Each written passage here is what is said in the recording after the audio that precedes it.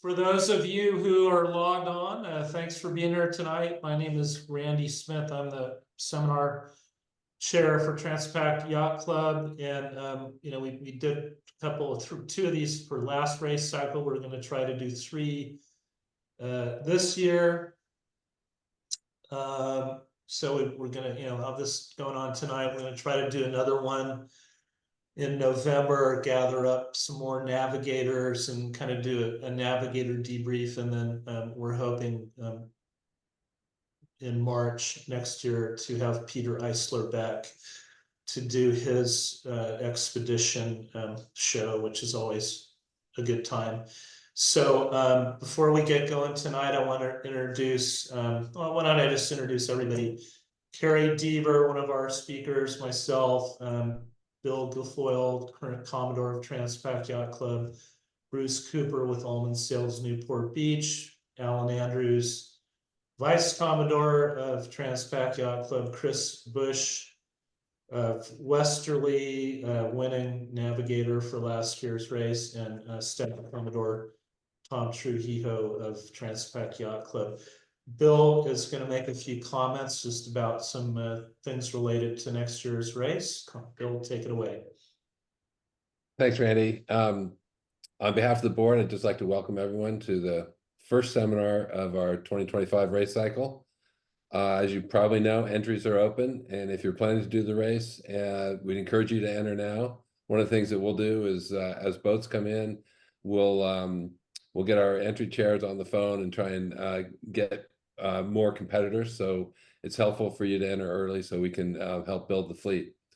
Preparing for a 2,200-mile race across the ocean is a big undertaking with lots of details and requirements to complete. So this year, to make that task a little bit easier, we've partnered with a new regatta management company called Nautical Cloud, and that should simplify the process and make it easier than ever to communicate with your team, complete the pre-race safety and equipment requirements, and track your progress so you know when you're done. I know the first year I did the race, I was never quite sure until I went to the skipper's meeting whether I was really done. So we want you to enjoy the day or two before the start and know that you're ready to cast off and enjoy the race. Also wanted to mention that the entire Transpac Board of Directors is here to help you navigate the process. We're here to help in any way we can over the next year to help you navigate this. For first-time owners going through this, most of us on the board have been in your shoes. So please don't hesitate to reach out and give me a call or any of our committee chairs who are there to help you. Our entry chairs are Chris Hemmons and Jason Owens. You can find their contact information on the website. They can help you with questions about entries. You'll hear from Kerry Deaver tonight. She chairs our inspection team. So that'll be a big part of your preparation, and she can help get you teamed up with an inspector when the time comes. Our mainland chair is Stephen Ashley, and he can assist you with berthing arrangements when you're ready to get the boat into Cabrera Marina for the race. And of course, we're always happy to help. So I'll turn it over to Randy, and thank you all for joining us. We look forward to having you part of Transpac. Thank you very much, Commodore. Yeah, just a couple of quick thoughts on tonight. Bill's going to monitor the chat box. So if you have questions, please type them in the chat room. And, if possible, have them relate to who's speaking. And we'll have 5 or 10 minutes after each speaker to sort of gather up the questions. And then Bill will kind of ask those, and each speaker, can try to answer them. Beyond that, I think that the most important thing about this whole race and all the people involved, this is not a secret society. This is a bunch of people who love sailing, love the race, and we all are available. Bruce and myself, our links to our websites as sponsors are on the bottom of the homepage. Kerry and Chris are on social media, or we're all easy to find. And if you have any questions about anything, that's the spirit. And we're trying to get more people to do this race and to love it, be passionate about it.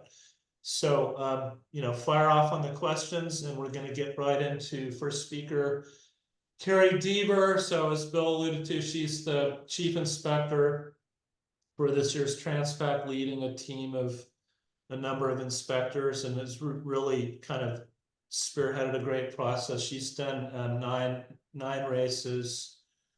She was the adult in the room last year on the Cal Maritime program, and I believe has signed up again to do that next year on Vincitore. So Kerry Deaver, take it away. Alrighty. Good evening. I have the pleasure of being the first one in, which means I have exactly 15 minutes to talk on a topic that could take maybe an hour or two. So this will be a quick blast, and I'm available far away on your questions, certainly offline afterwards. But before I share my screen, I want to hold up here the US SERs.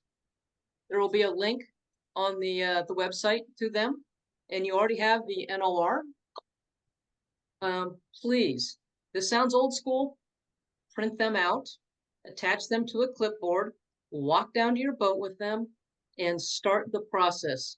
This weekend sounds like a great time to do it.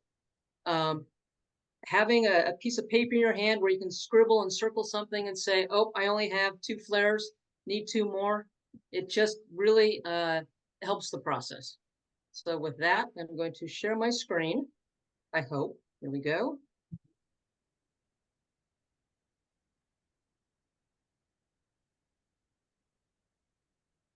Maybe not. Here we go. All right. This presentation will be up online. We'll put it up on a PDF afterwards. So please don't write anything down. Just listen, maybe take a few notes and ask Phil some questions. First and foremost, this is the minimum equipment and training standards, the US SERs. So take your list, add to it. Please add to it. There are many more things you can add, but this is the absolute minimum.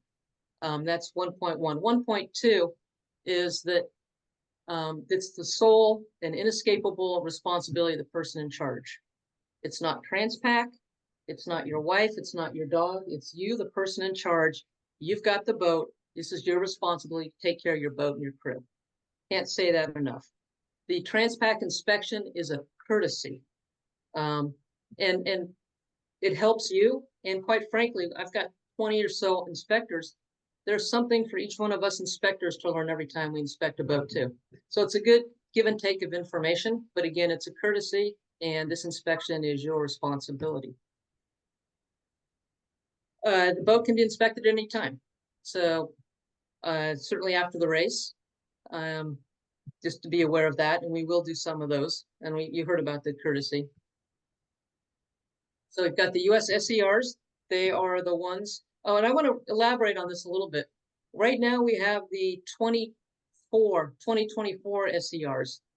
US Sailing has said that they will have the 2025 SERs out by the 1st of the year. So those will probably be the ones that we will reference, and that ultimately will be an NOR amendment. And we'll also elaborate if there are any changes in them. There may be 1 or 2 small things, but nonetheless, we will reference the actual current version when it's available. So we've got the SERs, and then the Coast Guard, obviously the coal regs. You have to abide by those as well. So we're doing the inspection a bit differently this year. We are going to assign you an inspector. So that person's name and telephone and contact information will be up in the boat entry information that you all have access to. And we'll assign that person in December. And anytime, you can talk to them anytime as soon as you have that information. So coordinate with them. And anytime after January 1st, you're open for inspection. So for example, those who are doing the Islands race, hey, that's a great time. Please come get your boat inspected. Or if there's a Cabo this year, let's do Cabo. So please do your inspections early. And we understand that, okay, maybe my life raft is going to go is out for inspection by Avalon Rafts. If you only have 3 or 4 or 5 things that are open, we can still get 95% of your boat done early, and it just takes pressure off you. And quite frankly, it takes pressure off us as well. because we have a lot of boats to have to get through. So January 1st inspections are open. Your initial inspection needs to be completed no later than June 6th. And please, let's don't do them all Memorial Day weekend. We don't want to do that again. We did that one. Anything after June 6th, the initial inspection is a 10-minute penalty per day. So really no excuses not to have that initial inspection done.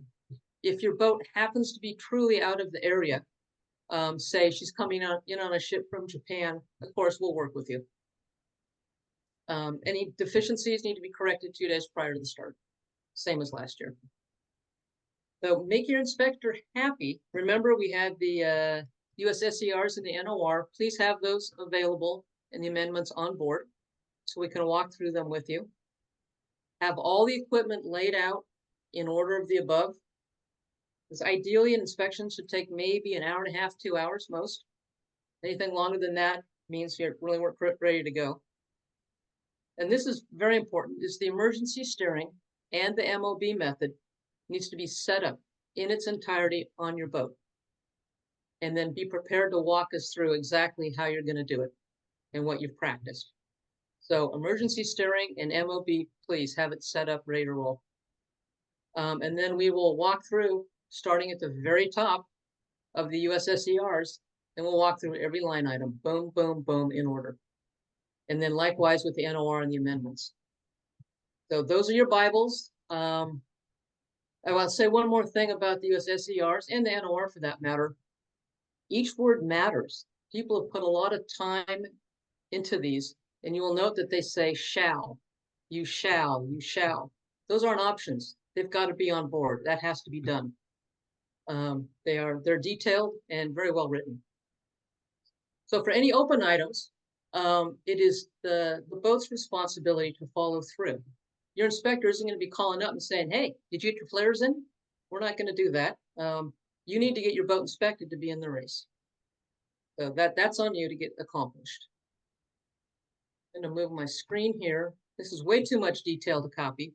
We'll talk about just a few of the things that tend to get people tripped up on and are time consuming. First one is the life raft. There's usually a 4 to 6 week backlog from the time you turn your life raft in to when it can get certified. So don't be thinking you can get it done in May and expect to have it in time for an inspection. So you need to get your life raft currently inspected and have a certificate available. Same thing with your mom. They go a little bit quicker than the life raft or your Dan buoy.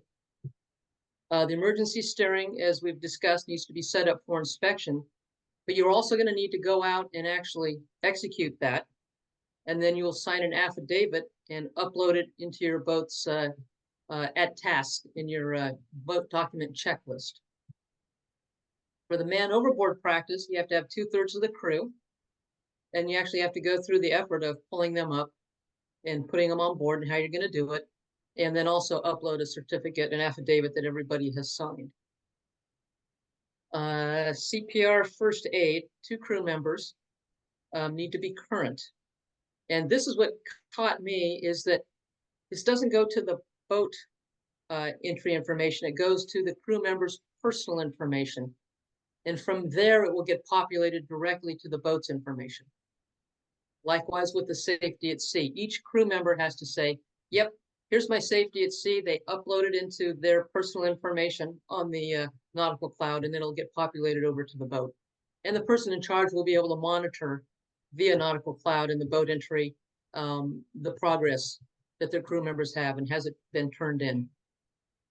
The safety at sea requirement is now 60%, including the person in charge and the watch captains, have to have the 2-day, which is the International Offshore 2-day, in the water course.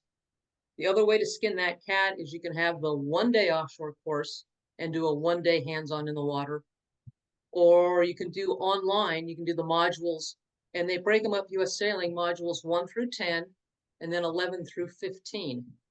So you have to have modules 1 through 15, the combination of those 2 sets. And again, the 1-day hands-on in the water. And last on this page with anchor, you have to have 1 anchor. with a suitable combination of chain and line, properly weighted for the boat, and just to remind everybody, your boat in your ORR rating, whatever you said in your rating, that's the anchor you have to carry. So don't say you got rated with a 300-pound anchor and then show up with a 10-pound anchor for the race. That doesn't work. Here, there's an awful lot of detail. We're not going to go through it. I'm not going to go through it all. Let's see, fire extinguishers, they now have to be replaced every 12 years, not older. They have to be in the green. And just as reference, if you're in a 40 to 65-foot boat category, you need to have 3 fire extinguishers. This requirement I found interesting. They have taken the Solus red hand flares down to 4. You do not have to have parachute flares. You don't have to have smokes. I personally will have on board a lot more red hand flares. I'll have some parachute flares, and I'll still have a couple of smokes. Just more to be visible, just in case. The VHF will test and the AIS by having you have your radio on and to be able to see the see the little on marine traffic, see you pinging there. And you have to have the MMSI programmed in. Another very important spot that we will have you execute is the MOB, being able to, at the helm station, be able to trigger it within 10 seconds and then be able to steer to it. We'll watch your electronics come up and say, that's where the person is. The sails, Bruce is going to take on in detail, but note that it doesn't say or on this. It's all shalls. You shall have a main or a trysail with a 50% reef and a 10% reef. You shall have a heavy weather jib, and you shall have a storm jib. So you can't say, well, I've got a storm jib, I don't need a heavy weather jib, or vice versa. All those sails go with you. Launch the life raft in 15 seconds. I think we all know that one. A VHF handheld, watertight with a DSC GPS in it and the MMSI programmed in. And for every ditch bag, so if you have a life raft or a boat with 2 life rafts, you have to have a ditch bag for every life raft with an EPIRB and the handheld radio. With your EPIRB, a couple things to get caught up on. It needs to be currently registered. And it needs also to have a battery that's current. And those batteries are only good for 5 years. So that's something to check right away. They can be replaced by the likes of Avalon rafts, but it also takes time, and it's about $150. I've had that one. AIS transponder has to be able to ping. We'll see you on marine traffic. We discussed that. And the satellite phone has to be on 24/7 and connected to the main battery or have a spare battery. It's a similar as last time around. So other considerations that are not in the SERs, just things to think about. Everybody ought to have a safety knife in their pocket. Consider having a personal AIS. And have a list of the personal AIS numbers of those on board the boat at the nav station so you can see who it is and track them. The life sling, in some recent testing, it's been suggested that more retro-reflective material be placed on the sling itself. Just pulling it at night, you can't really see where it is. And they said it was helpful to have the reflective material on it. So I thought there to modify your life sling a bit. Life jackets, your PFDs, your spin locks, need recharge kits. At a minimum, you probably need to have one for every type on board. I personally carry my own recharge kit for mine. Obviously, you need to be able to cut away the rig. However, you're going to do that with a hacksaw or a battery-powered blade. Binding tools, spectra, and then another thing that has been going around in the safety world is this vessel safety brief, which we'll put a link to up on the website, and it's just something that is the cockpit brief. It will go through all the things you need to talk to your crew about and be cognizant of, and it also is good to read prior to the cockpit brief. When you're actually doing it on the boat, to be sure you've thought about it. So that's great. And then last but not least, yes, you may be inspected at the finish line.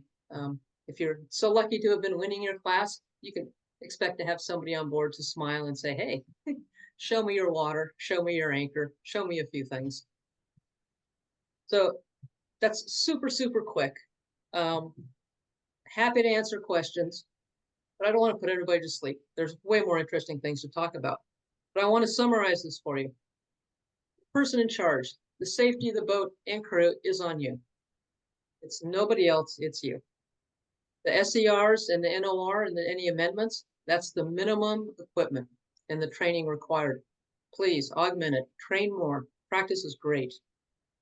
And the inspection, while it is required for entry in Transpac, it is still only a courtesy to the person in charge. It's still on you. Initial inspection, please get it done as early as possible. It gets it off your list and it gets it off our list. We've got a lot of boats and trying to help people through this. So those that you can, let's get her done. Last but not least, have a great sail. We'll see you out there and have a Mai Tai with you in Hawaii. If you have any questions, send them along. Thank you, Kerry. That was fantastic presentation. And the main question was, will these be available to watch on a recording? Yes, the recording will be published on the Transpac website soon, so, or the YouTube channel probably. So, and the presentation will be up there as well, so that you can go back and look at it in detail. okay, Bill, I don't see any other questions. I guess we can move on. I will attempt to stop my screen. So next up is, boy, I don't even know where to start with this guy. When I was in college, I got a job as a sailing instructor down in Dana Point and at Capo Bay Yacht Club, Capo Beach, Capo Bay. Capistrano. Yeah, and Bruce was one of the he was a little bit younger than me, so we're pretty close in age. But anyways, he was my number 2 in command, and we taught all the Sabbath kids how to get better that summer. So that's how long I've known Bruce, sailed with him and against him, and just somebody we all appreciate in the sport. So I don't know how many Transpacs you've done, but I know you won your class on patches. And what else does it say here? Well, how many Transpacs have you done? 13 Transpacs and a Vic Maui. Okay, well, he knows a little bit about Transpac. So Bruce is the owner of Ullman Sails Newport Beach, and he's going to chat with us a little bit about sail selection and optimization and prepping for the race, and dying to hear what you have us to say. So Bruce, take it away. Thanks, Randy. Thank you, everyone, for joining, and other panelists, Chris, Bill, Kerry, Alan, and Tom. Thanks for being here. Whatever time it is where you are, thank you. Like Randy said, I've got to do this a couple of times, and my first one was the sorry, guys, trying to work my show. The my screen's showing already, isn't it? Yep. Okay. I missed the intro slide. Okay. I did my first Transpac in 1991 when I was 30. That's 33 years ago, I think, right? And I've been lucky. I've been at the sail loft for 40 years. So I've been able to get on some boats I probably wouldn't get to unless I was tied in with the sail loft and working for Dave Ullman and stuff. So it's been a really good experience.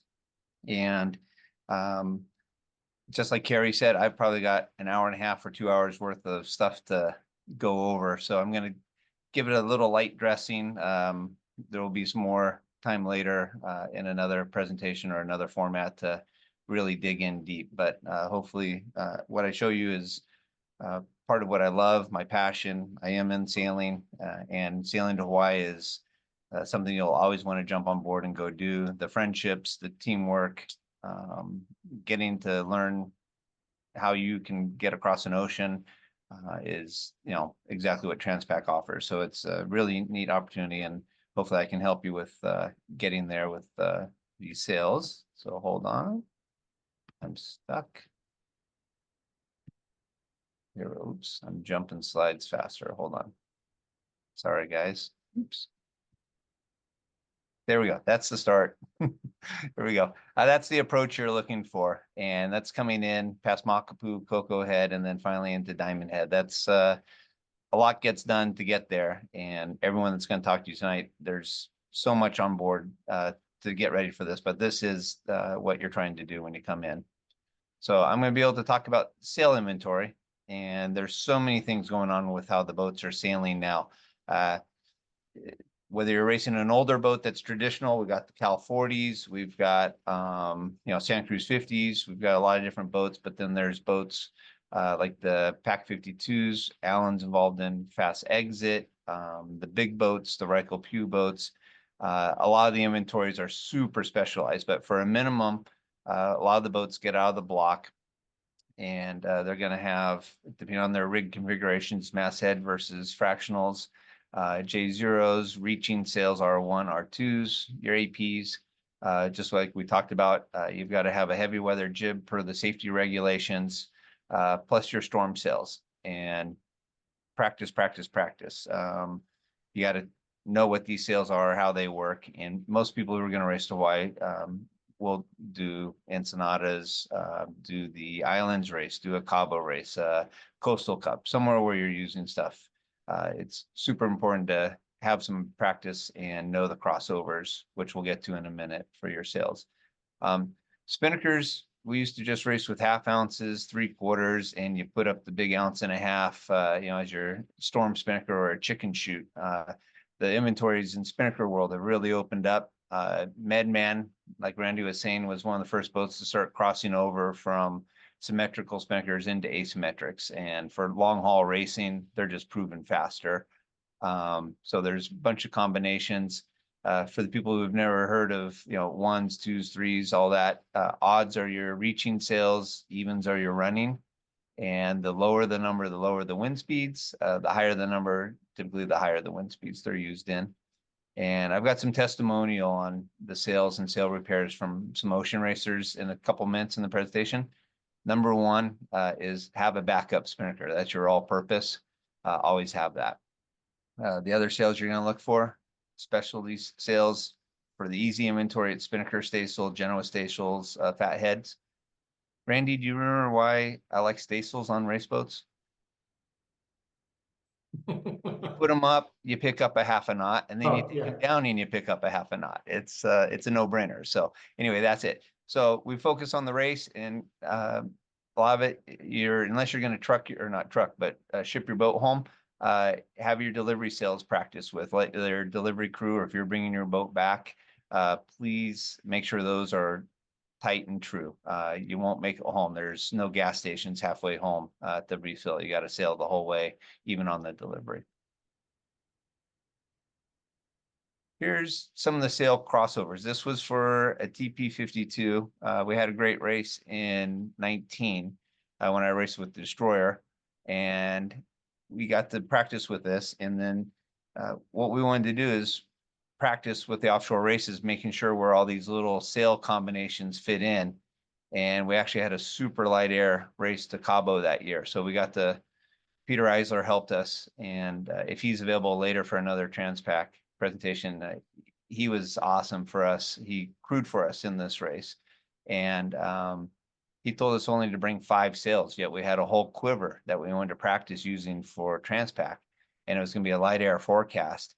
So he had to slim it all the way down to where there was 1, 2A, 1As, 1.5As, zeros, and a J0. And everything else was left on the dock. So we practiced and we got the boat tuned in. And so if you've ever seen a sail selection chart like this, this sailmaker helps you. They talk with the boat designers.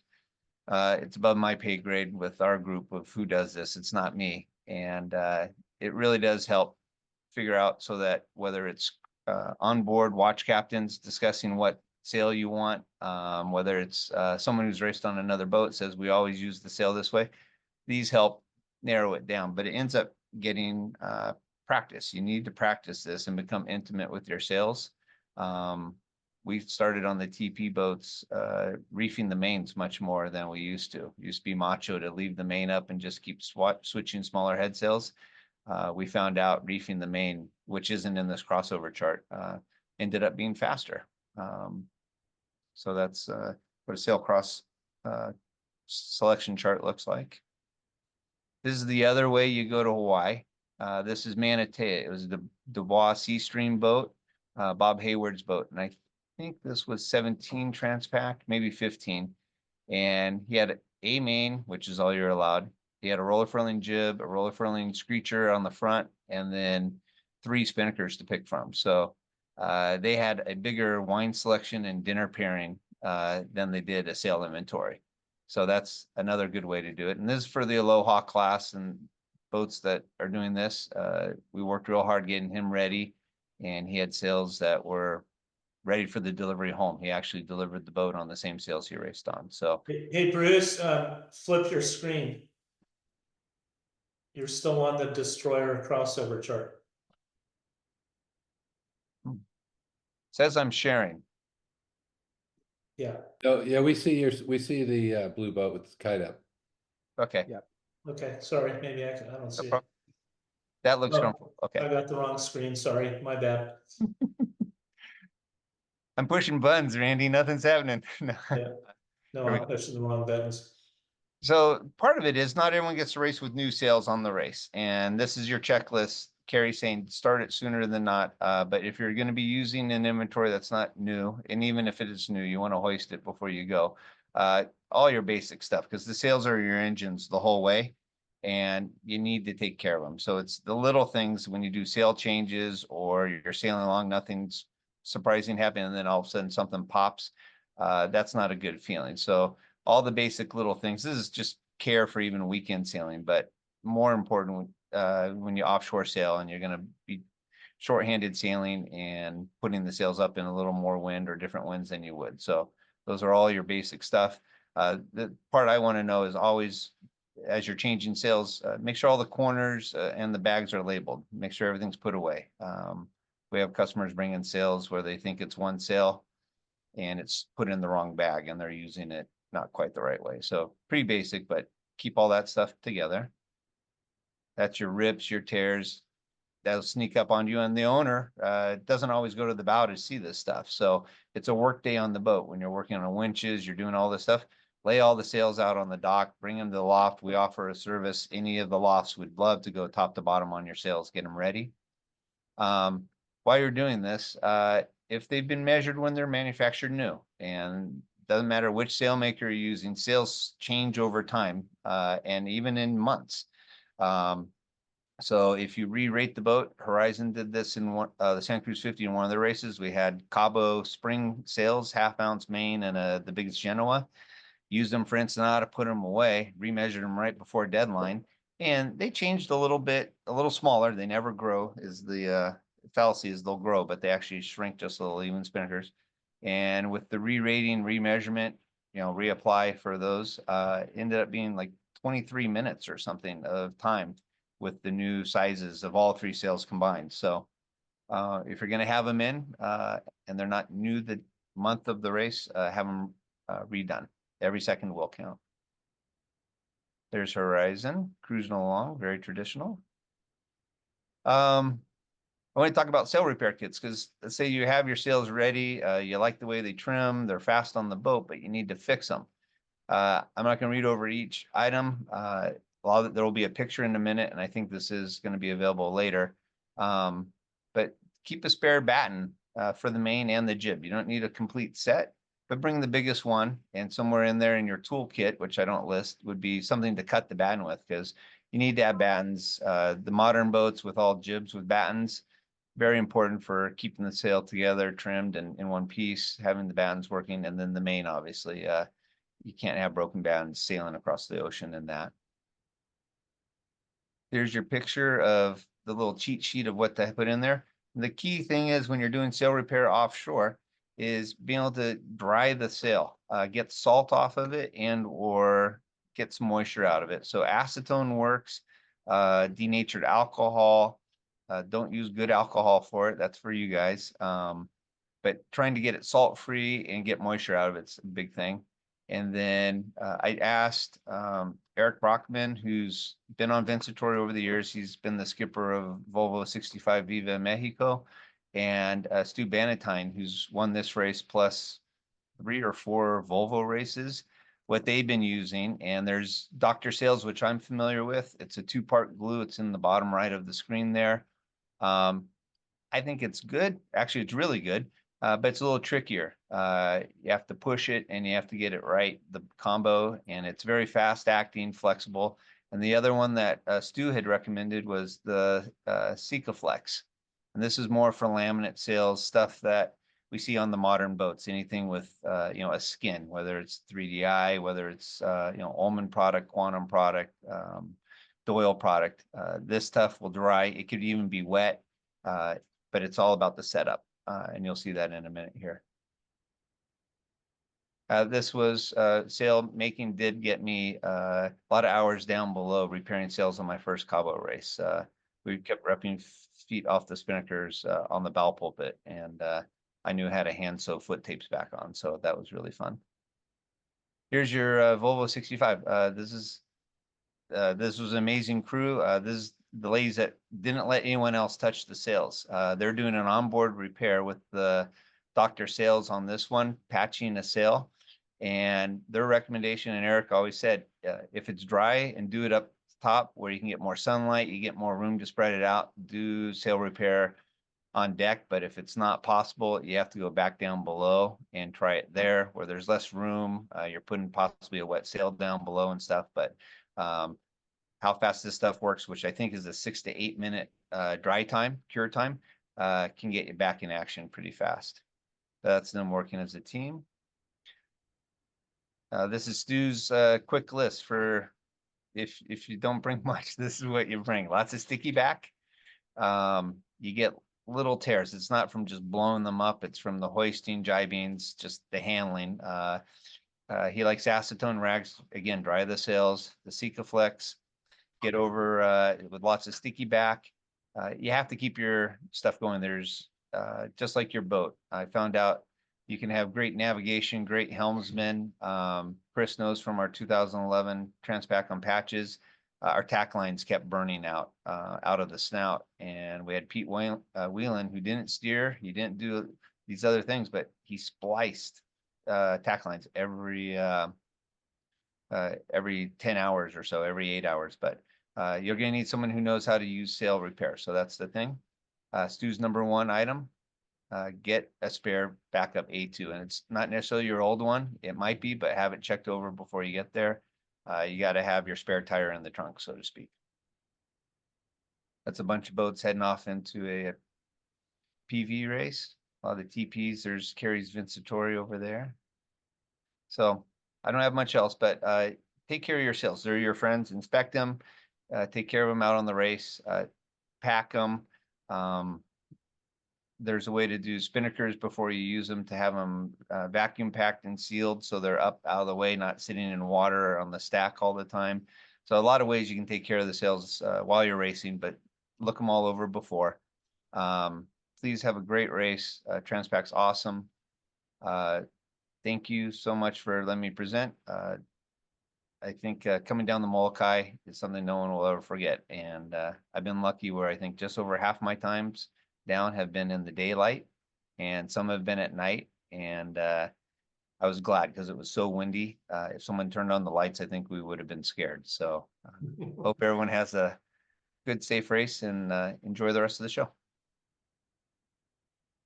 Awesome job, Bruce. Thank you very, very much. Yeah. And I guess they can call you for that extra 2A if they need to, right? We got those.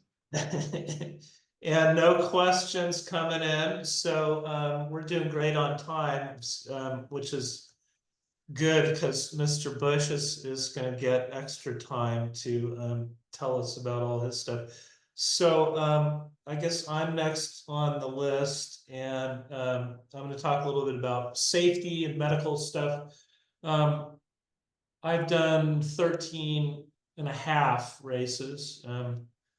The half was the 2019 when I was on OEX when the boat sank.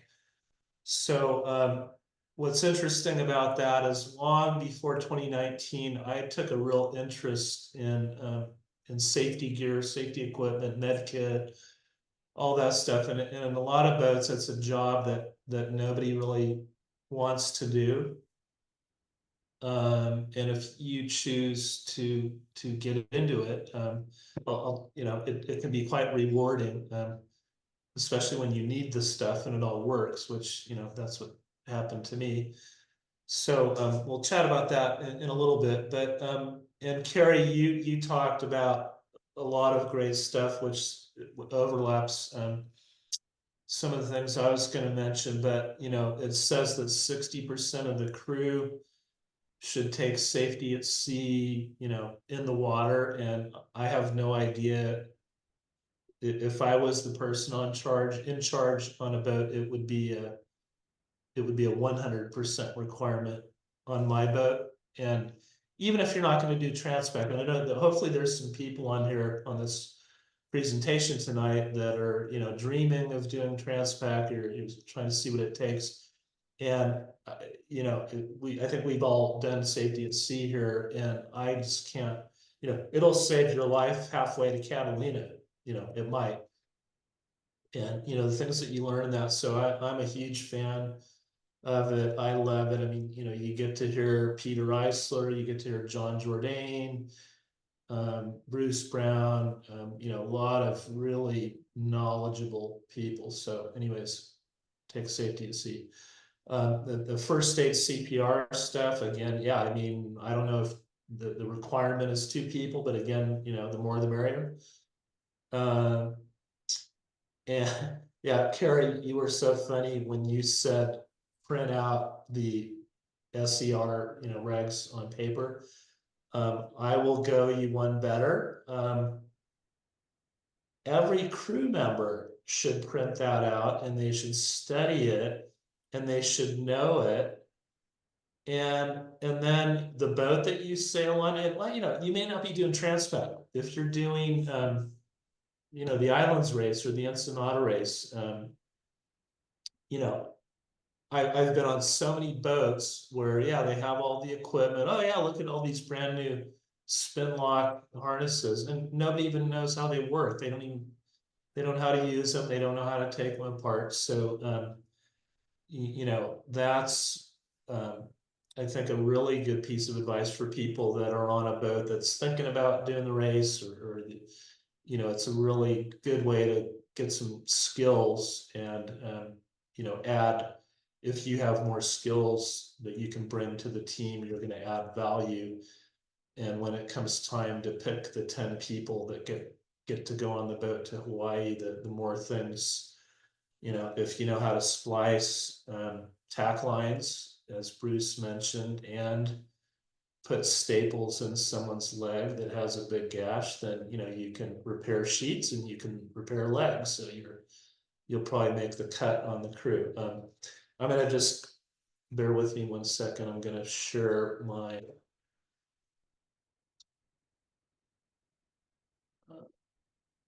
okay, here we go.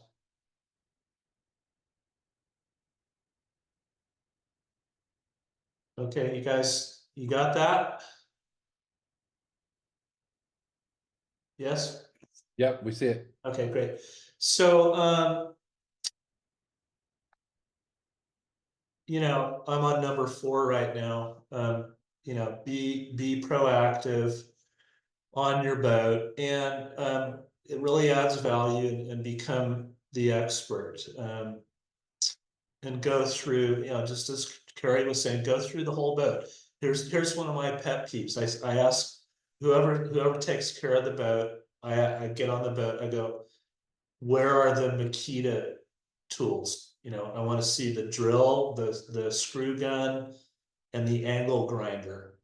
Oh, they're back here. And you know where they always are? They're in a piece of Tupperware in the very back of the boat under one of the bunks, and nobody's pulled them out in 2 years, and the batteries are dead. So I go, I want to see it. Are the batteries charged? Well, I don't know. Yeah, they're probably, you know. I want to know that the batteries are charged. So that's one of my pet peeves. So as a crew, or as you know, certainly as the owner, skipper, person in charge, you know, you should know, locate, assess, test, practice, register, certify every single piece of safety gear on the boat. And, you know, every crew member should know where all this stuff is and how it works and what to do with it. So, you know, many of the items that Kerry referred to. And as far as MedKit goes, I've had a great relationship with Joe Siebert at Seaside Marine over in San Pedro for 30 years. And I would not go anywhere else to stock a medical kit for a boat. So their website is on here. Go out and practice, you know, don't wait for Kerry and her team to show up and pushing the MOB buttons. Go out on a practice day and, you know, have push the MOB buttons and have some of the crew go down below and look at the chart plotter and see what it looks like on the chart plotter. Because what if the navigator falls overboard and he's the only one that knows what to look at on the chart plotter? So you know, have everybody do that. Have, you know, EPIRBs, PLBs, AIS beacons, you know how all that stuff works. Is the EPIRB registered? Is it, you know, it's has to be done every 2 years. I do that. I've done that for a couple boats. And my wife has agreed to be the person to get the phone call. So, you know, good for her. I love my wife. Thank you for doing that. But you know, just little things like that oftentimes get forgotten or overlooked. Make sure everybody has a properly fitted, you know, spin lock harness or vest or whatever you're using. You know, make sure they're numbered or labeled, and everybody, you know, has taken the time to fit one that fits them, and it's all ready to go if it's needed. The sat phone thing is kind of getting interesting now with Starlink. So basically, a lot of boats have gotten rid of sat phones and are relying on Starlink and your conventional smartphone. I think it's prudent to probably have a backup Iridium satellite phone in your ditch bags or in the nav station, because you can't really take the Starlink with you on your life raft. Boat repair kit, rig cut tools, we talked about that. Know where all the pumps are. There is a requirement to carry kind of a portable pump that you can plug in or hook up to a battery. You know, make sure you've seen that, know how it works. Emergency steering, I've seen over the years some pretty marginal solutions to that, and I think the Transpac Yacht Club, as you heard from the chief inspector a little bit ago, is going to have a zero tolerance on that. You better have proper emergency steering gear and you know, show that everybody knows how to use it. Where the fire extinguishers are, it's funny, I ask people every time they come on a boat, like if I'm on a new boat and there's a regular crew, I go, hey, do you know where the fire extinguishers are? And a lot of them say, I don't really know. So, you know, that says a lot. And you know, just to summarize, you know, as I say, it's a really good idea to you know, instead of going sailing for a day, take a full crew day and just all go down to the boat and learn all the equipment, practice with it, procedures, plans. You may never need it, but when you do, as I learned, you really will need it a lot, and you'll be happy that you're prepared. So that is all I have on safety. Let me get out of here. Hey, Randy, if I can just jump in and add, you know, one of the things that makes this race so rewarding is that it's a serious undertaking. And the things that Randy's talking about aren't just academic. Just looking at the last, Randy mentioned that he was on a boat that sank. In the last race, we had One person airlifted off of a double-handed boat, I think over 200 miles offshore, and his partner had to sail the boat back by himself, and he was airlifted into a hospital with a finger injury.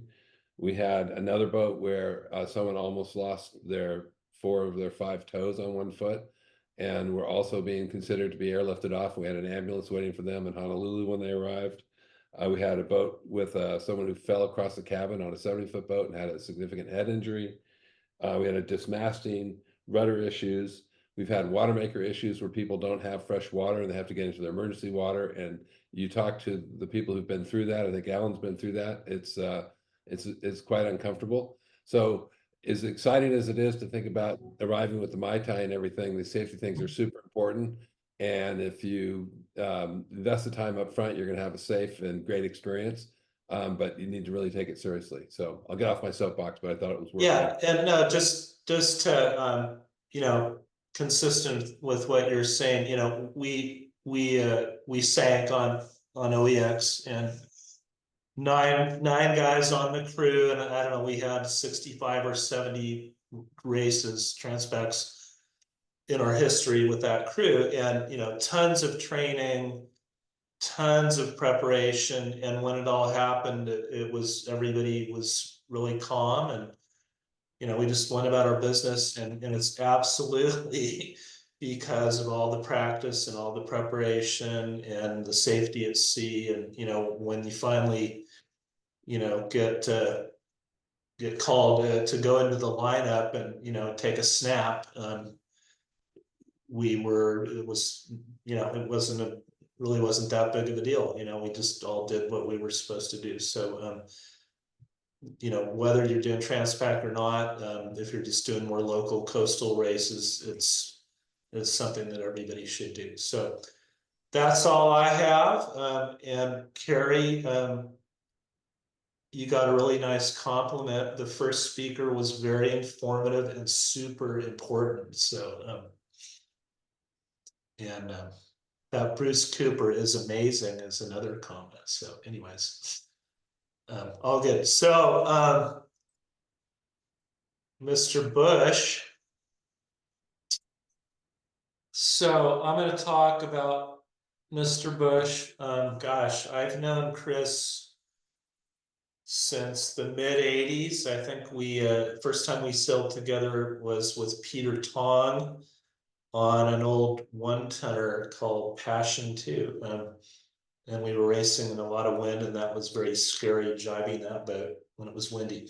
But Chris has been around a long time.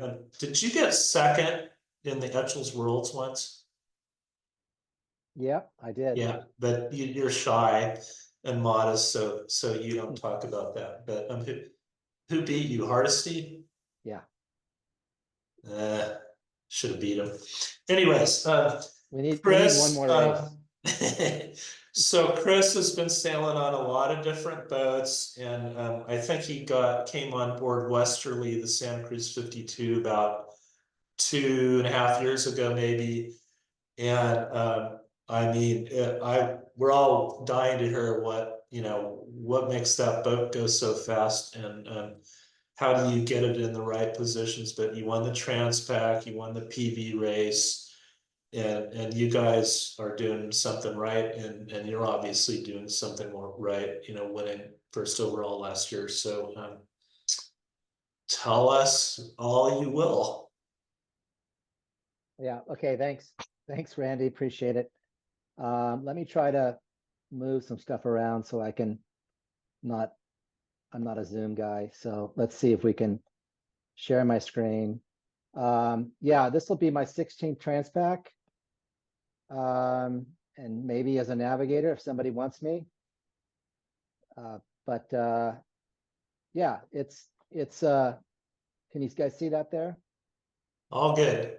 Okay, perfect. So yeah, 2025 will be the 16th Transpac.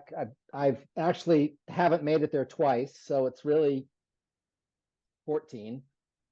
Broke a mast and broke a boom like early on. So you definitely need the safety. Safety is important. We broke the mast about 500 miles out, and it was about 5 days back, 40 hours to get there and about 5 days back. So, it was a rough go on the way back. But every race is different. And whatever you plan for weather-wise, it's never exactly what you think it's going to be. So I would say that, having a game plan to prep is important, and having getting stuff done early so that you understand, like Bruce talked about, sail crossovers and practice. This is all really important, and Randy and Kerry were both talking about, practicing some of the safety stuff. And I think that's something I don't think about as much. And that's another thing that is super important, that you need to have a day going out there and doing some safety practice as well. It always, you tag it onto the last of the work list for the day out there. Okay, we're going to do a quick little man overboard. Well, it's not really enough. So, I think it's important to do all those kind of things. So let me get into the race prep. So I think it starts way early. Like Randy said, I signed on with Westerly about about a year ahead. And we started by doing some races to Catalina. Just that, I don't know what you guys call that series. Maybe it's the Whitney series, but you race over to like little, what's it called? The small harbor there where the buffalo milk is, and then you spend the night and you come back. Cat Harbor, the other side, yeah. So we did some racing there. I got to look at the polars and the sails, and I kind of signed on after that to join these guys. And so we probably started practicing, but I didn't do the calibration of instruments right off the bat. And so I'd say that our data with practice sessions and with races was probably not accurate until later in the spring the next year. And we finally decided, let's calibrate these instruments. So it's super important before you start to build sail charts and polars is to have good data coming out of the boat. And so I'd say that's the first thing you do, is you want to, and it's not just a little quickie, okay, let's do 10 minutes of calibration. You need to spend a day or maybe more. I use Peter King from the San Francisco area. He comes down. He's awesome. There's other guys like Artie and some of these locals in LA that are great. So that's important. I'd say practice, whether you're racing or you're going out and doing a practice. I like to do the Cabo race before a Transpac. I think that's a great race to try everybody out with, see who the best drivers are, best trimmers. You get to work through all the systems on the boat, and you refine your polars after that race. I think the Coastal Cup is another good one, but I'm always afraid in the Coastal Cup I'm going to break something a month before the Transpac. So, it gives you this great experience of sailing in breeze, and you tried a lot of new crossovers for the breezier sails and those angles. But the downside is that you could break something a month before the race and you'd be out of the Transpac. So you've got to kind of weigh the benefit there. What I would rather do, probably, not to talk down the Coastal Cup, was I like to go out and do like a 2-day sail out of Santa Barbara, get out past the Channel Islands, and just start working your angles from beating to reaching, putting up different sails. And you do this early enough so that you can find if there's any holes in your inventory, that you can fill those holes with an order for one of your sail makers before the Transpac starts, and get those sails measured in. And so we did a lot of development of sails beforehand. We did a lot of studying of the polars. I continued to develop all the time. Each time we went out sailing, I had a new set of polars that we worked. And the polars is really dependent upon wind strength or wind weight, and also your weather state. So for instance, the polars that we left for Transpac on weren't really that good running halfway through the race. So I made a change because of the swell that we had coming up from that storm that was off of Mexico, and just we couldn't sail the angle that we wanted to sail, or that was telling us to sail. So keep that in mind. So developing polars, I also use Greg Stewart quite a bit, local San Diego designer, and he helped me refine the polars even more. I think it's important to have some meteorologists or meteorology help and routing support. I always use somebody to help. I'm more of a sailor that can navigate than a weather guy that navigates. So it's not my strength. And so I try to get some help with that. We'll talk a little bit about that in the race in the next section. But, I used Chris Bedford this time. I also used a guy named Roger Badham from Team New Zealand. I've used him several times before. They both have their strengths. And I think Chris does a nice job of presenting the plan in a graphical way. So you can see what's happening. I also I signed up for Peter Reiser's Marine Weather University. And so because I'm a little weak in the weather side, I wanted to bone up on my weather. So I do a bit of reading about weather before the race. I study what Stan Honey says about squalls. I just try to get on the internet and read a few books and just refresh my memory, because it's just not something that is right there all the time when I'm trying to, thinking about these races, or when I'm out there looking at a cloud. It's my guess as good as anybody else's. So, like I said, it's not my strength. I also study Stan Honey's race strategy. I think that's super, super helpful. What I did this time, and I think I got this from Peter Eisler, was that there's a lot of past data that you can look at for the Transpac. So I got grid data from Chris Bedford that went back to 2011, I believe. So I ran every year's weather with our polars, and starting at, like, let's just say June 15th through July of every day, and could kind of see what the trends were for that year and where the high was and all that. And I think it was helpful. Expedition has a nice feature in the routing where you can click on analyze, and it'll take that whole chunk and it'll spit you out a lot of data. And it's a nice way to look at what percentage of the sails you're going to be using for the race. So that was, I think, helpful for just our prep. I like to set up the nav station, the computer. I have a lot of quick links in the computer for weather, timing of when the grid files come out. I also have links to weather buoys, especially helpful leaving LA, because it's never what you think, and you're looking to see, how much is blowing out past San Nicolas Island or up by Santa Cruz Island, Santa Rosa buoy. So it's good to have those quick links.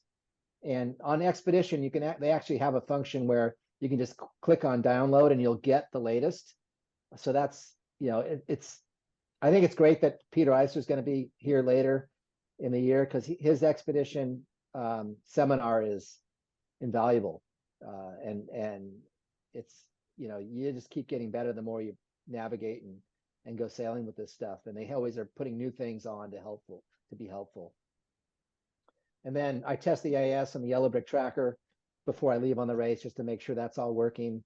And I also print the targets and the sail crossovers out that we've developed and put those in the cockpit and the cabin, so that everybody can see what we're supposed to be doing and what the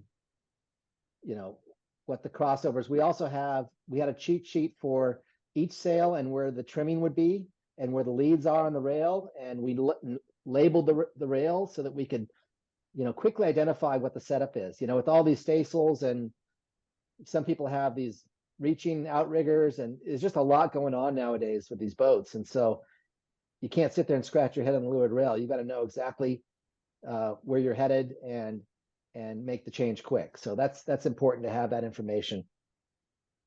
And that all comes from just practicing and developing all that. So during the race, strategies and tools.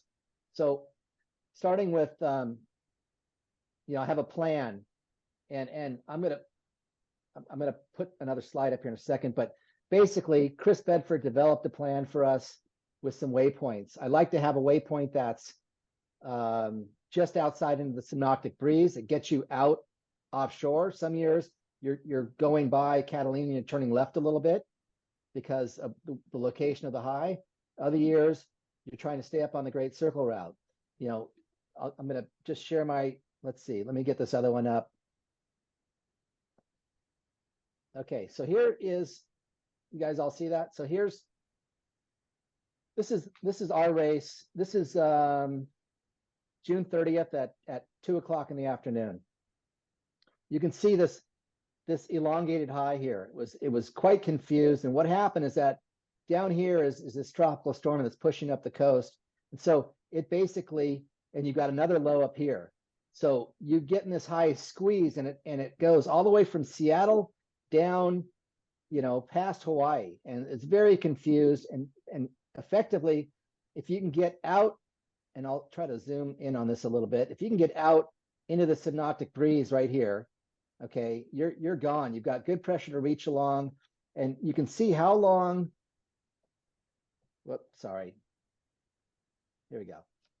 You can see how long we reached. We basically reached all the way to about right here, and I had waypoints set up from Bedford, and I'll show you those in a second. But a lot of our race was reaching for the first third of the race. So all those reaching sails that Bruce talked about, and that, you know, we knew we were going to be using them, and we had developed them. So effectively, we started reaching and putting up a different sail at 7 o'clock on the second day.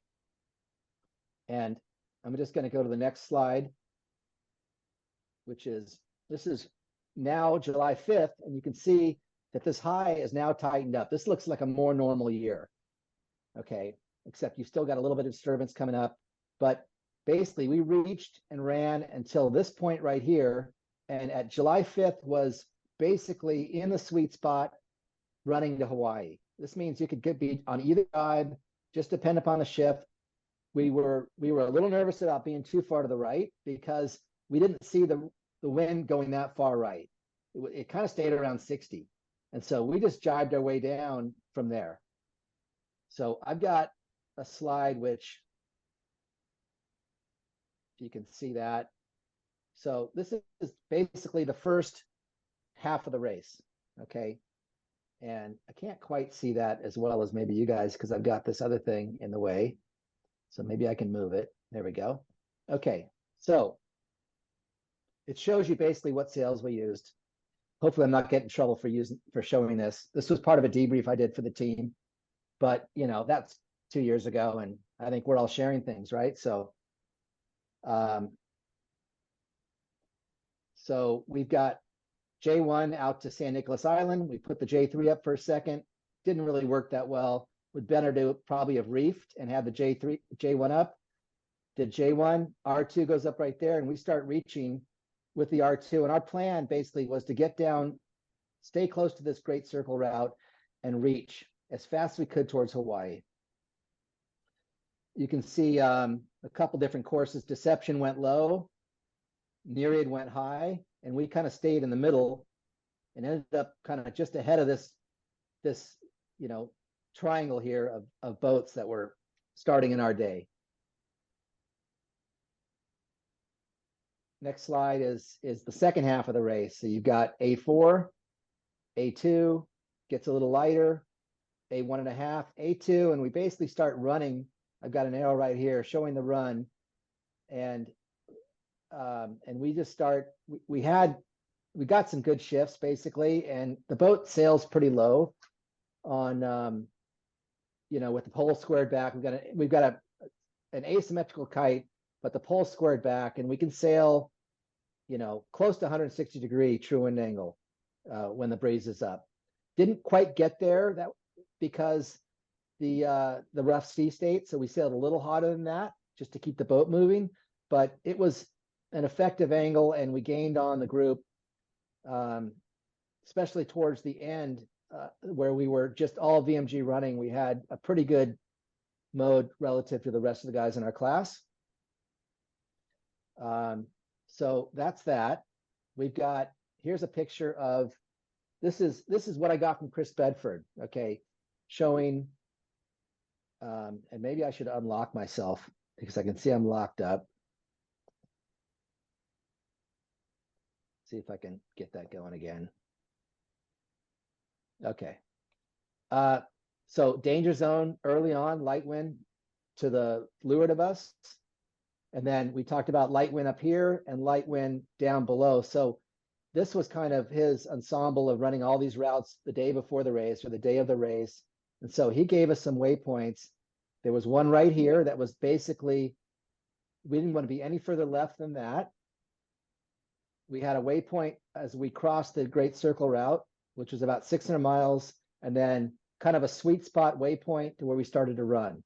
And we pretty much nailed those waypoints. We were higher than the first waypoint, only because the wind was further right and we could sail higher. So we ended up just missing, just being to leeward of San Nicolas Island. And then that seemed to be good because Deception was to leeward of us, trying to go low. Some other boats had gone and tacked around San Nicolas Island, and that was a loss for them early on. And so we're pretty happy with our exit. Fortunately, you know, we got out into the pressure, and some of the guys that were a little bit slower got stuck around Santa Barbara and San Nicolas. And then this kind of shows a little bit of the predicted paths leaving Catalina. We ended up on this one right here. Actually, what we did is went a little further on port tack because the wind was left, and then tacked and basically starboard the whole way through here, and then back up to the Great Circle. And here's what he gave us. It basically was 3 waypoints that we wanted to target. We went right through this one here, and we were pretty close to this waypoint. This one we were ended up being a little higher of, and that's just fine because it got us actually more miles towards you know, Hawaii. So okay. So let's switch back to the other slide real quick. How am I doing on time? You're doing just fine, Chris. Keep Okay. going. Great. Okay. So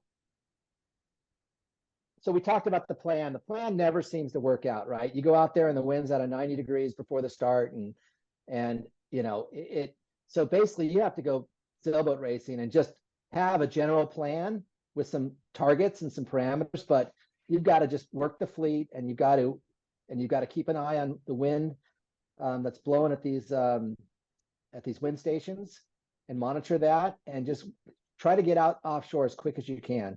And so that's what we essentially did was have a plan, but adjust as needed. You know, I watched the tracker a lot to see where the other boats are going. And you know, eventually the plan all worked out. Like, it was actually what we predicted ended up happening for us anyway. And so it was a fairly easy plan to follow, and we were fast, so it made it even easier. So, you know, obviously having a fast boat is a pretty good thing that makes the Navigator look very good. So we monitored the competition, adjusted the plan as needed.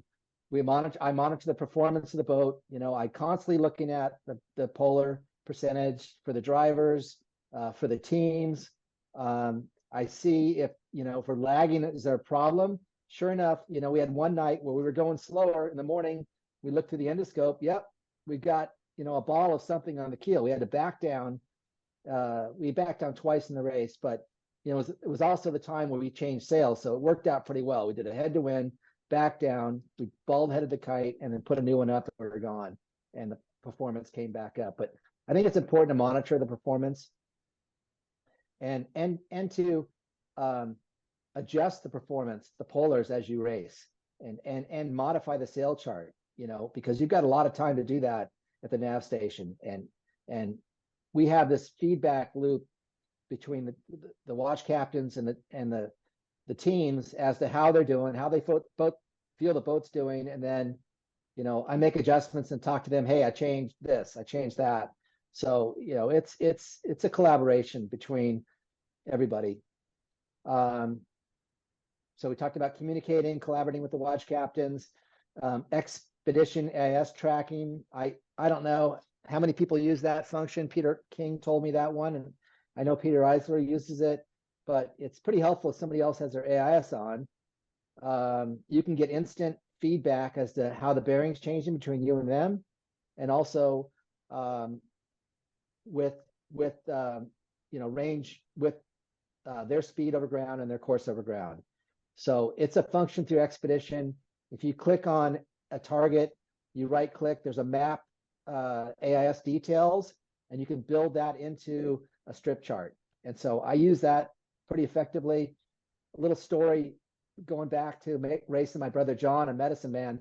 Maybe you were there, Randy, but we're sailing it. I think it was maybe 2017, going into Hawaii, and I did not have my AS on, but Medicine Man did. They had to turn it on for a Navy ship, and I was basically matching Medicine Man jibe for jibe because I had to beat my brother John across the line, and they were coming pretty fast. And so I used the AS, tracking to keep an eye on them. And John's like, "How did you know where we were?" And I'm like, "Guys left your AS on." And so he was pissed, but it was an effective tool. And I don't know, maybe we should be leaving AS on all the time, just from a safety standpoint. That's something to think about. But it's one of those tools you can use.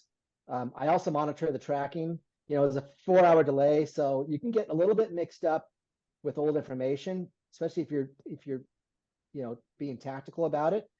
But I think it's a good way to track boats, and I'm always there for a position report. And with Starlink now, it's so easy to just click on the thing if you got Starlink on. Or I use an Iridium Go, which doesn't take much bandwidth, and also I have a subscription, so I'm pretty covered on the tracking. And then one thing I like to do is just input the ratings before the race starts, so that I can see actually how we're doing on corrected time, and see how we're doing on the tracker for each position report on corrected time. And I think that's fairly important. You think you're crushing some guy, but you owe him a bunch of time, and he's actually gaining on you. So important to look at those things. And then during the race, like I said, I adjusted the polars. I actually did it twice. I did it on July 4th because we just couldn't get as low as we wanted to get, or we thought we could get with the training we'd done in the past in flat water off of Long Beach. So, with the swell and the side swell that we had, I ended up adjusting the polars. We were crushing the boat speed, but the angle, so we burned some of the speed, we brought the bow up because that's what we were sailing on and so it helped the routing basically, I think, for the rest of the race. I actually made two changes to that, and I think that was helpful. So keys to the success, I can't say enough about race prep. Dave Moore, basically he had an amazing plan of lots of racing, lots of practice. There was no stone unturned. They went through that boat. Greg Stewart had done a bunch of mods early on before the race, and that was, it was a fast boat from the get-go. And then just the sail development we did, the polar development was huge, and all the prep. So that was great. And I can't say enough about the weather team that I had helping me. I mean, that was huge. Adjusting the polars on the race helped a lot, especially in the second half of the race. And then sailing fast, less distance. I've got another screen, which is this is something that Greg Stewart put together. But basically, you talk about the penalty for sailing off course. Okay, you can see that if you're 10 degrees off course down here, there's very little penalty in speed that you have to make up. Okay, but as you can see, it gets even 20 degrees. It's you're going to be 6.4% faster at 20 degrees. I think Greg's got the sheet up here. But you start to get to 25 and 30 and 40. Let's say you're sailing you're just, the guy is reaching, and you should be putting the bow down and going fast towards Hawaii. Massive penalty when you start to get 30, 40, 50 degrees off course. it's hard to recover from that. So it's an important factor to think about when you're sailing extra miles. Like, why are you sailing extra miles? And you know, you got to have a pretty good reason. And so as a navigator, I monitor how the guys are doing. I have a plan. I'm monitoring them, sticking to the plan. And if you get a guy who's either driving way off, you know, to get that glory ride for 10 seconds and the speed record, or, you know, somebody who's just reaching, you know, you've got to monitor that. I think, Bruce, on that race we did together, there was a bit of reaching going on at times on the end. You know, we had a little trouble just locking everybody in to the right angle, and it was kind of a constant conversation. But I bet it would have made a big difference in the race result if we had, you know, just narrowed down that groove a little more. And then finally, I don't know if you can see this, but here's the race essentially with the distance sailed. So Westerly finished 11th overall in line honors. We sailed 2,295 miles. I got that as the base boat in there. You see Denali sailing 64 more miles. Nereid, who finished second overall, okay, sailed 154 miles than us. Okay, they reached way up. They reached for a long time. And that boat, I felt like I was worried that they were going to put the bow down and put, you know, a different sail up and just go blowing by us. But they had a different plan. They wanted to sail up into that pressure that we talked about early on.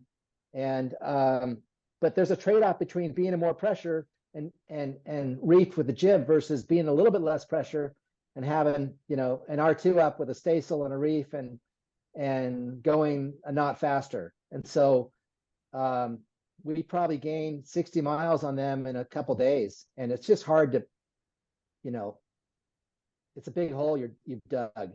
And so the point of this is that, you know, I think we also went fast, but we sailed less miles. And you look at some of the other boats that did well in the race, they also sailed less miles. And so there's a trade-off between going fast and sticking with your plan, and when in doubt, just sail at the mark or sail less miles and until something changes. And so that's kind of my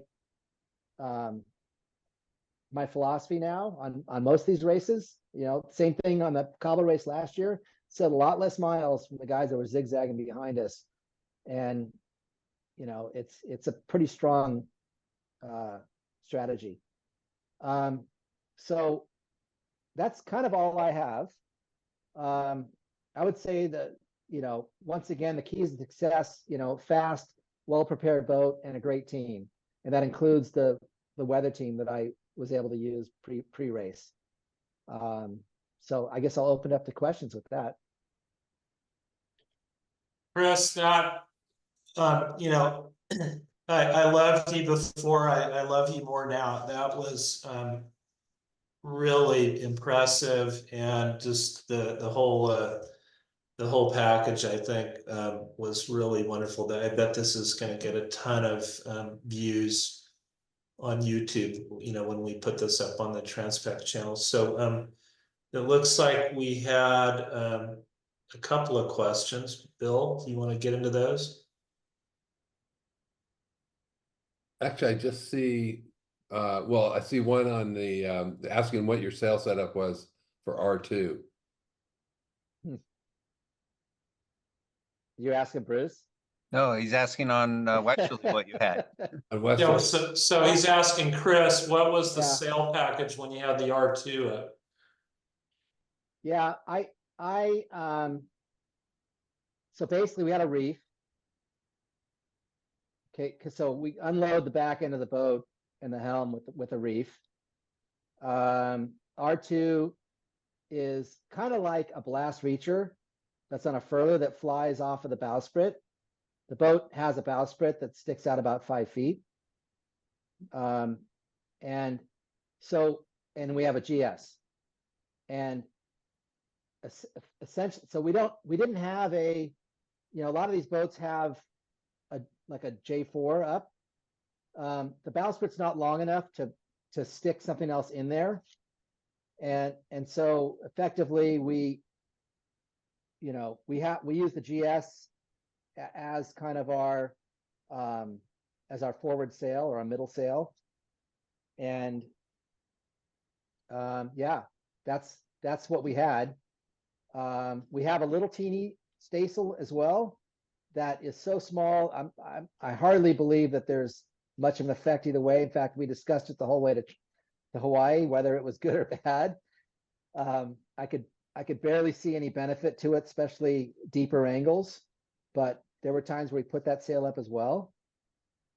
So yeah, we carried that until we had an A5. And the A5 is a little spinnaker that just gets pinned to the bow, sprit, no pole, full hoist, but small sail. And and we have similar sails behind that. But you can just go a little bit deeper on the angle. We did not carry an R1 on the boat. Given the forecast, we felt like we weren't going to use it. There was probably a little bit of a hole in our inventory, but you just, in my opinion, you just can't bring everything. It's just too much weight on the boat. So we probably gave that up for a spare spinnaker. Chris, how much time with the R sail, the R2, did you have with a reefed main versus no reefed main? As a percentage of time? I would guess that we were probably almost, I would say 80% reefed. There was probably a time where we were getting close to the A5 that we shook the reef out. I have that data somewhere. I don't have it right in front of me. I can tell you we sailed with the R2 for 42.5 hours. But you would have never known to be that way unless you practiced, right? And you knew those crossovers. So that was the important part. Honestly, we didn't really get a great practice day in with the R2, but we had an idea about it. But if we would have had some more time practicing, it would have been better. But we practiced with the R1 a lot more. We practiced with the A3 a lot more, with the kites. But for some reason, the day we had the R2 up, we had to head back in. And so we didn't really, it was a nice surprise to see how well the boat went with that. Cool. There's a question about your offshore practice schedule. What time of year, where do you sail, miles, locations, that sort of thing? Yeah, so offshore sailing. So we basically did the race to Catalina.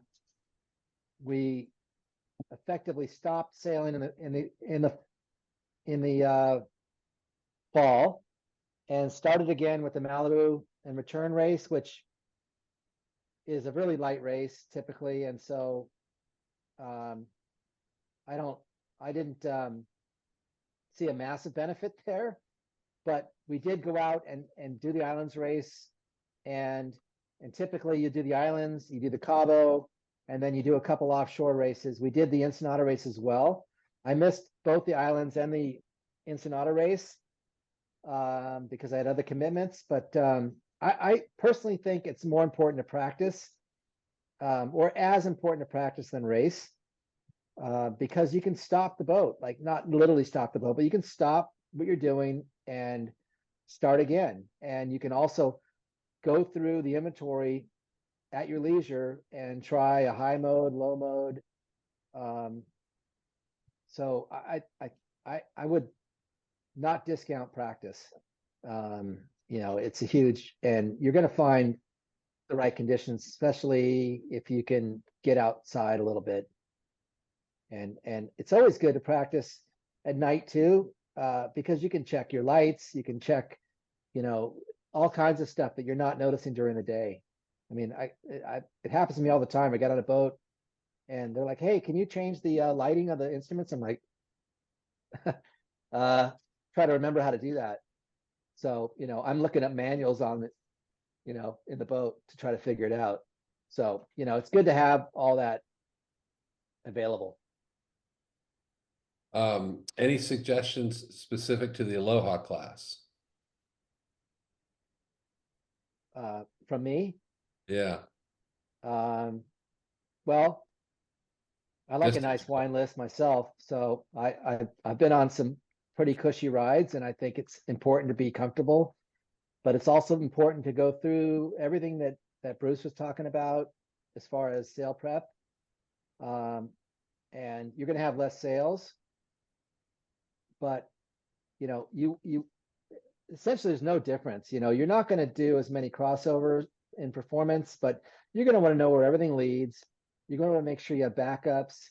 You're gonna have same chafe problems, maybe more than some of the race boats because the loads are bigger.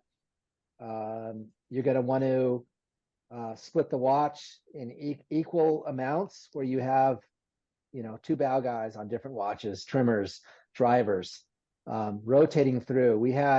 On our boat, we had basically 4 teams that rotated every 2 hours. So that brought up a new group, and I think that's helpful. I don't think you need to do that in Aloha class, but it's important it's a lot of the same stuff. I have a quick comment for Aloha class. I got to do it in 2005, and the biggest thing we did was we knew if we kept the sails up, like, racing on one of Alan's boats or one of the Santa Cruz boats or somewhere, you're rewarded for having, in the big breeze, the sail combos up where you're going fast. There's a hull speed where if you're not going to surf and plane, you have basically a safe mode you go to when it blows 26 or whatever it is for the Aloha class. I felt that was breakaway because all of a sudden, instead of having the 1 or the 2 best people steer the boat in the night when the spinnaker's up and you're chasing it all over the ocean, you went to safe mode, which maybe meant wing out a jib. You're still going 10, 11 knots. Everyone on the boat can steer the boat. You can actually sleep because you're not putting boom in the water and all that. So for Aloha, depending on the boat, that's a great way to race and give everyone equal helm time.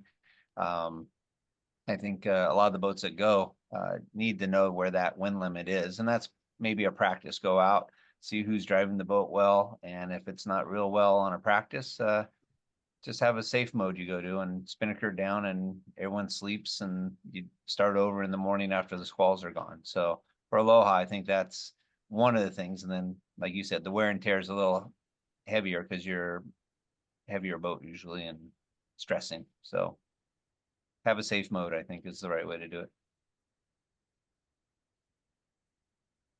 Fantastic. And any other questions?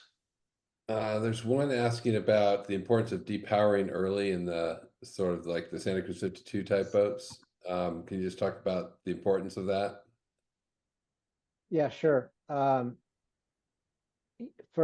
our boat, it's got a taller rig. It's a little bit of a different setup, but basically we found that you're reefing in around 14 knots, 14 to 15 knots of breeze.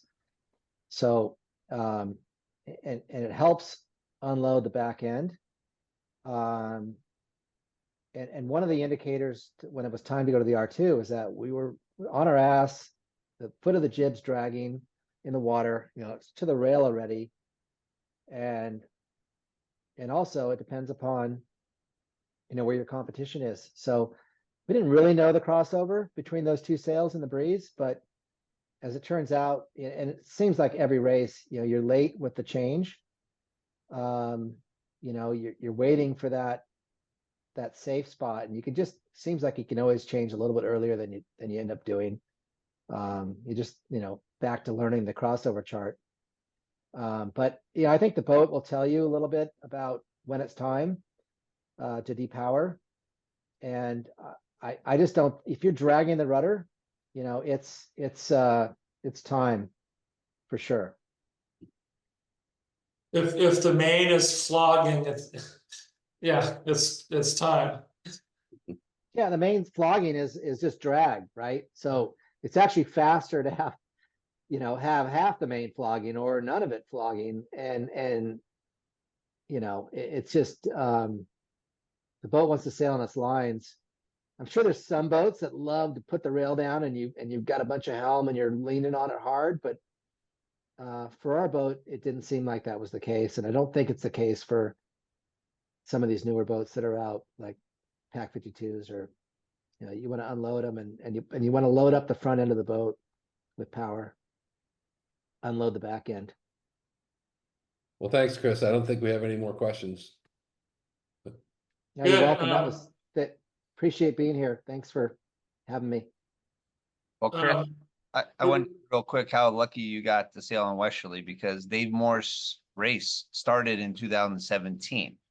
He had a Cal 20 and a J40 in Cabrillo and wanted to do Transpac, but those weren't the right boats, obviously. So he went on J World on the Santa Cruz 50 Hula Girl, and just to see if he wanted to get his feet wet. And as they crossed the finish, just like in Bill's photo behind, he turned to Wayne Zattel and said, "Before we get off this boat, I want to give you a deposit for next year's race, so I have a guaranteed spot on the boat." And that led into him buying Westerly, so he had a guaranteed spot on a boat. So he bought it. It raced 19 as a J World boat, and then it was a little too much race car for bringing people on the boat for their first time. So that got you to where Westerly ended up with all the refinement and everything like that. So a wonderful story that he got the bug on that first race, and you guys got to race an awesome boat over there. So congratulations. Yeah, I can't say enough about Dave. I mean, he really provided a great boat, a great program for us. That was one of the first times that I've had kind of carte blanche in my area of what I wanted to do and what I needed on the boat, and he made it happen. So yeah, it was huge. Good job. All right, well, gosh, we're gonna get out of school 15 minutes early, I think. So, Kerry, Bruce, Chris, thanks. Everybody did an awesome job. I hope everybody out there watching had a good time, learned a lot. We'll get this up on the Transpac website. And Bill, any closing comments before we get out of here? No, thanks to all of the presenters. We'll have as Randy said, we'll have a couple of other seminars over the course of the next year. It's great to see so many people preparing early, and we'll look forward to seeing you in a year on the starting line. Thanks for joining us. Thanks, everyone. Good night. Night.